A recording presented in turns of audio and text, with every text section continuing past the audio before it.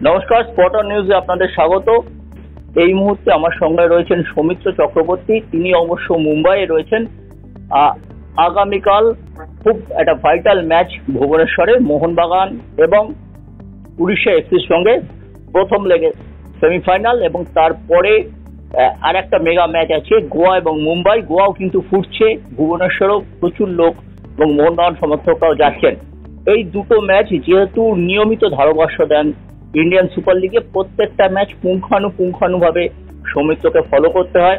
সৌমিত্র, প্রথমে আসবো মোহনবাগান উড়িষ্যা ম্যাচের কাছে।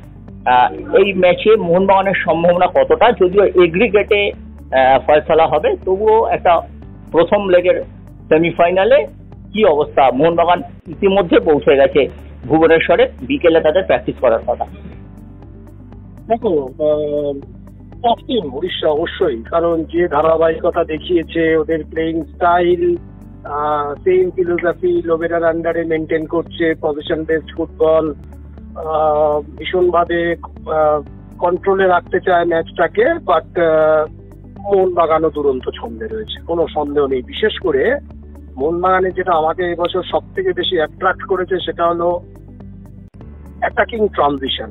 অনবদ্য গতিতে অপারেট করছে মানবিদ, Liston, from the middle Petratos, Cummins বা সাদিকু যেই থাকুক, নিজেদের ক্ষমতা অনুযায়ী সাহায্য করছে। পেছন থেকে কাউকে খেলতে চলে আসছে, অনিরুদ্ধ থাপা আসছে। আর মিডফিল্ড হলো উড়িষ্যার স্ট্রেংথ। মিডফিল্ডে জাহুর যে প্রেজেন্স, তার সঙ্গে মিডফিল্ড শুধু কেন বলবো, অ্যাটাকিং পার্টটাও দুরন্ত, রয় কৃষ্ণা, ইসাক রালতে, সব মিলে অবশ্যই উড়িষ্যা টিমের কোয়ালিটি আছে, বিষয়ে কোনো সন্দেহ নেই। Knock out game, it's a different ball game. এই একরকমের, নক আউট একরকমের। তবে মোহনবাগান যে ছন্দে আছে, যদি নিজেদের যে ফিলোসফি তাতে যদি স্টিক করে থাকে, তাহলে আমি শুধুমাত্র আজকের ম্যাচের কথাই নয়, টোটাল ফাইনালে ওঠাটা খুব একটা অসম্ভব নয় মোহনবাগানের কাছে। দুটো লেগ মিলিয়ে কথা বলছি। আর যেহেতু এও ম্যাচ খেলছে এবং উড়িষ্যার এবছর দুরন্ত রেকর্ড হোম গ্রাউন্ডে, তো ইন দ্যাট কেস খুব খারাপ রেজাল্ট হলেও যদি না হেরে ফেরে, কারেক্ট, তাহলে আমার মনে হয় না কলকাতাতে কোনো অসুবিধা হবে। তবে উল্টো দিকে উড়িষ্যার হোম ম্যাচের রেকর্ড ভালো, আবার মোহনবাগানের অ্যাওয়ে ম্যাচের রেকর্ড এবছর ইন্ডিয়ান সুপার লিগে অনবদ্য। আর সব একটাই মোহনবাগানের বিরুদ্ধে যেতে পারে, সেটা হলো যে আত্মসন্তুষ্টি। এই যে শিল্ড চ্যাম্পিয়ন হওয়ার পরে খুব স্বাভাবিকভাবেই যে কোনো দলের সদস্য সমর্থকরা আনন্দে আত্মহারা হবে, প্লেয়াররা তাদের সেই ধারায় কিছুটা বইতে পারে, এর মধ্যে কোনো অন্যায় নেই। কিন্তু কত তাড়াতাড়ি আবার এই নকআউটের জন্য রিগ্রুপ করবে, তার মানে আরো একবার it's more than a mental game than physical, এটা আমার ধারণা। একদম সঠিক কথা বলেছো। এবং মোহনবাগান কিন্তু যথাসম্ভব উৎসবের ব্যাপারটাকে সীমিত রেখেছে, যতটুকু না করলে নয়। একটা নিশ্চয়ই একটা অ্যাচিভমেন্ট, তারপরে তো কিছুটা হবে, কিন্তু সেটাকে খুব সীমাবদ্ধ রেখেছে, অন্তত আমরা যেটা দেখেছি। এটাই হওয়া উচিত, একদম হওয়া উচিত। এবং আমরা দেখেছি অধিকাংশ ক্ষেত্রেই কিন্তু যারা শিল্ড চ্যাম্পিয়ন হয় তারা আলটিমেটলি আইএসএল এ চ্যাম্পিয়ন হতে পারে না। দুটো ক্ষেত্রে আমরা এটা একবার মুম্বাই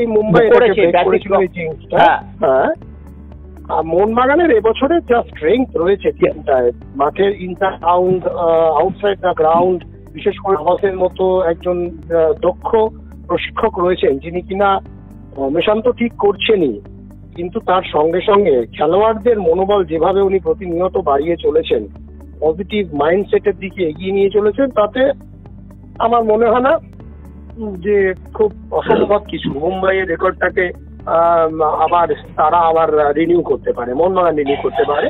মোহনবাগান নতুন করে রেকর্ড করতে পারে যে লিগেও চ্যাম্পিয়ন, এবং তার সামনে মোহনবাগানের কাছে একটা বিরাট ইয়ে রয়েছে যে ত্রিমুকুট জয়লাভ। দীর্ঘদিন আমরা কলকাতা ময়দানে এক সময় আজ থেকে বহু বছর আগে বিভিন্ন টুর্নামেন্ট খেলে, ডুরান্ড, রোভার, জিসিএন এইসব জিতে ত্রিমুকুট, এই কথাটা হয়তো এবছর আরো একবার আমরা নিজেদের মনে বা সমর্থকরা নিজেদের মনে আওড়াতে পারবে। ত্রিমুকুট জয়লাভ হলো, সবই সম্ভব যদি আত্মসন্তুষ্টি গ্রাস না করে। একদম, এটাই হলো সব থেকে প্রধান। একটা ছোট ব্যাপার জিজ্ঞেস করবো সৌমিত্র, আমরা দেখেছিলাম রয় কৃষ্ণকে আগের ম্যাচটাতে, নকআউট ম্যাচটাতে হঠাৎ মরিসিও আসার পরে ডান দিকে সরে যায় এবং ডান দিক থেকেই দুটো ক্রস করেছে, একটা ইশাক লালতে ফিনিশ করেছে দ্বিতীয় গোলের ক্ষেত্রে, এবং প্রথম গোলটা ডেডলি কম্বিনেশন মরিসিও, এবং মরিসিও এবং রয়কৃষ্ণ 23টা গোল করেছে। এই যে দুজন, আমি হয়তো মরিসিও প্রথম থেকে খেলবে না, কিন্তু শেষ দিকেই হয়তো তাপমাত্রা জনিত কারণে তার বয়স একটা ফ্যাক্টর, হয়তো পরেই নামাবেন লোবেরো। এইটাকে সামাল দেওয়ার জন্য মোহনবাগানের ঠিক কি করা উচিত? কারণ মোহনবাগানের সাইড ব্যাকের দুর্বলতা কিন্তু প্রত্যেক ম্যাচেই আমাদের চোখে পড়েছে। সাইড ব্যাকের দুর্বলতা নয়, মোহনবাগান ব্যাক হিটে খেলবে, সেখানে ফ্ল্যাঙ্কের দিকে ডিফেন্ড করার সময় যদি মনবীর বা লিস্টন বা আশিস যদি খুব কুইকলি ট্র্যাক ব্যাক করতে না পারে, সেই জায়গায় কিছুটা ওপেন স্পেস ক্রিয়েট হবেই। এটা ব্যাক থ্রি ডিফেন্স করার সময় এটাই হয়ে থাকে, কিন্তু তাতে শুভাশিস এনাফ এক্সপিরিয়েন্স, এবং যে রানগুলো পেছন দিয়ে হয়েছে, সন্দীপ কেরাল ব্লাস্টার্সের সন্দীপ সিং দেখেইনি, তার বডির মুভমেন্টটা একেবারে টুয়ার্ড বল ছিল, পেছন থেকে তার ব্লাইন্ড জোন দিয়ে যে রান করেছে সেটা দেখেইনি। শুভাশিসের থেকে হয়তো আমি এক্সপেক্ট করবো না, শুভাশিসের বডি পজিশনিং এমন হবে সে রানারকেও দেখবে, আবার বল ডেলিভারি করছে তার দিকেও তাকাবে। অর্থাৎ এই ডিফেন্ড করার সময় ডিফেন্ডারদের বডির পজিশনিং ভীষণ গুরুত্বপূর্ণ। আমরা যদি মনে করে দেখি কিভাবে জাহুর লং বল গুলোকে রয়কৃষ্ণ কাটব্যাক করে গোল করিয়েছে, সেখানে কেরল ব্লাস্টার্সের ডিফেন্ডারদের বডি পজিশনিং এ প্রবলেম ছিল, স্পেশালি সন্দীপ সিং এর। আমার মনে হয় না যে শুভাশিসের থেকে আমরা এই ধরনের কোনো মিস্টেক এক্সপেক্ট করব, কারণ enough experience, national level international লেভেলে মুড়িমুড়কির মতো ম্যাচ খেলছে। আমার মনে হয় না এই ধরনের পজিশনিং, বডি পজিশনিং এ কোনো শুভাশিসের সমস্যা হবে, বা উল্টো দিকে ডান দিকে আনোয়ারের কোনো রকম প্রবলেম হবে। আর মোহনবাগান টিমে এটা বরাবরই, যে কোনো টিম, মোহনবাগান টিম বলে না, যে টিম ব্যাক থ্রি খেলে at the time of defending, opponent যখন কুইক অ্যাটাকিং ট্রানজিশনে আসছে, তখন কিছুটা একটা খালি জায়গা তৈরি হয়, কিন্তু কত তাড়াতাড়ি প্লেয়াররা ট্র্যাক ব্যাক করছে। যেমন লিস্টন গত ম্যাচে এগেন্স্ট মুম্বাই দুটো ডিফেন্ড করেছে অনবদ্য। আমি বরাবর লিস্টনের ডিফেন্সিভ কোয়ালিটি নিয়ে সন্দিহান ছিলাম, কিন্তু গত ম্যাচে দুটো বল ও শুভাশিসের পেছন থেকে এসে কভার করে নিয়ে বেরিয়েছে, আমাকে ভুল প্রমাণিত করেছে, এবং এটাই চাই।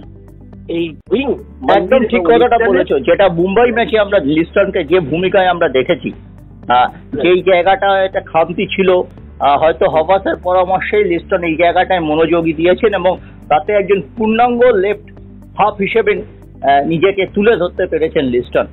একদম সঠিক কথা বলেছো সৌমিত্র। আরেকটা জায়গা বলবো, যে আরেকটা যোগ করবো আমি, যে আগের ম্যাচে Johnny Kauko was of colour. Johnny Kauko যদি নিজের ছন্দে থাকে, তাহলে মোহনবাগানের মিডফিল্ডকে কন্ট্রোল করতে বা পুরো গেমের টেম্পোকে ডিকটেট করতে অনেক বেশি সুবিধা হবে। সেই কারণে আহমেদ জাহুর যে কাউন্টার পার্ট, অপোনেন্টের কাউন্টার পার্ট, জনি কাউকোর রোল ভীষণ ইম্পর্টেন্ট হতে চলেছে আরো একবার। এমনি আবাসের ইম্পর্টেন্ট প্লেয়ার জনি কাউকো, এবং জনি কাউকোর ভালো পারফরমেন্স, সেটা বাকি 3টে ম্যাচের জন্য, 3টেই তো ম্যাচ আছে যদি ফাইনালে যায়, তো 3টে ম্যাচের জন্য ভীষণ গুরুত্বপূর্ণ হতে চলেছে। অনেক ধন্যবাদ তোমাকে সৌমিত্র।